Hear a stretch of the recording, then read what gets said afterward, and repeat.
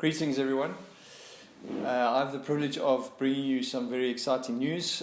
Exciting in principle, not so much in the details, but this is our plan. I'm just going to lay out our plan for physical gathering again.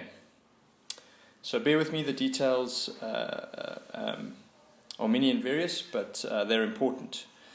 We're planning to return on Sunday, the 11th of October. There are going to be two services. One at 9:30 in the auditorium, where we can seat, as per the regulations, a maximum of 250 people, and the other one at 6 o'clock in the evening in the small hall, the new look small hall, where we can seat a maximum of 50 people. All those who are attending will have to pre-register online. I can't stress that enough. Life groups, those serving in the services, those making the services happen, and life groups are going to be given the first opportunity to pre-register online via email. And then, if we still have spaces left over, the invitation will be extended to the wider church on the website. If you can't register online for some reason, if you are more analog than digital like me, you can register at the church office, but you need to do so within the specified times, which will be published in those emails and on the website. All adults need to register your children and your teenagers. So that's very important. The form will prompt you, but you must register your teenagers and your children. The whole family or the whole household must be registered. If you do not register, we cannot give you access to the facility. So if you haven't registered, you will not be able to enter.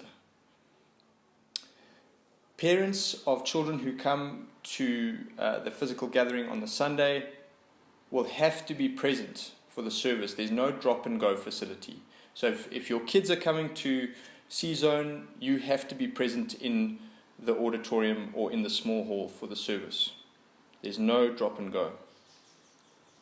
Please arrive 30 minutes before the service with a mask for temperature check, for sanitizing, and for signing in. So we will have your pre-registered details printed out, but we still need to record your temperature on the day, and we still need to sign you in.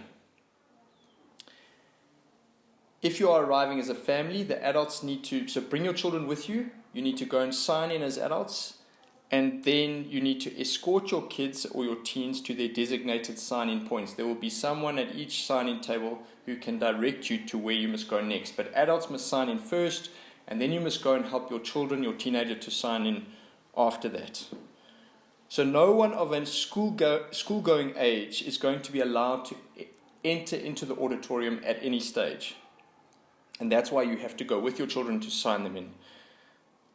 If your children are grade 5 or younger, please will you send them with a snack and a drink. So we just have to bear in mind that because the kids are not coming into the auditorium, they're going to be with their C-Zone teachers for a lot longer. And so we need to love our C-Zone teachers and provide them with an opportunity to break the time, and a snack and a drink really does help with that. So please, if you're sending kids who are grade 5 or younger, please help our C-Zone teachers by sending them with a snack and with a drink. And you can also send them with their own crayons if you'd prefer, just for hygiene reasons. We have designated the gallery as an area for those who are older than 60. We recognize that they are at higher risk, so the gallery, the social distancing will be greater, and we are setting that space aside. So there's easy access and exit after the service, and the social distancing will be greater. So that's for those over 60. Mothers who have children younger than 18 months, you need to register them online, and then you will be able to take them into the auditorium. But if at any stage they give you hassles, we do ask, as we always do, that you would take them outside. Unfortunately, we cannot give anyone access to the cry room because that's a very difficult space to regulate. And so if you are asked to step outside because your baby is giving you a hassle, you'll have to go onto the corridor. We just don't have another facility. So just to warn you of that, so that you know what to expect. please can we ask you to stay at home if the following applies. If you are experiencing any symptoms whatsoever, whether you've registered or not, if you're experiencing any symptoms, please stay at home. If you are older than 70, please stay at home. If you suffer from a comorbidity, please stay at home.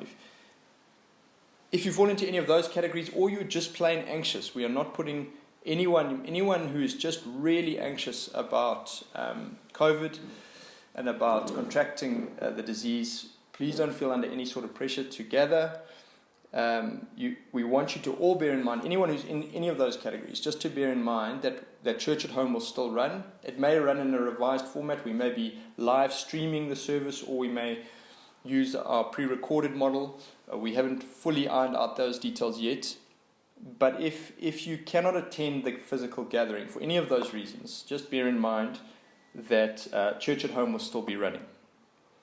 And so you will still be able to get with God's people in spirit. In all of this, what are we trying to do? We're trying to balance the good and right and natural desire of God's people to be together with the government regulations and just with responsible management of the risks, of the health risks involved. So all of these provisions are motivated by love for us, love for our church family, and love for the wider community. So please see them in that light. And they will be published on the email that you receive and on the website. All of these provisions, our plan, it's going to be published so that you can consult any of the details. And we look forward to seeing you on the 11th, if you can make it. God bless.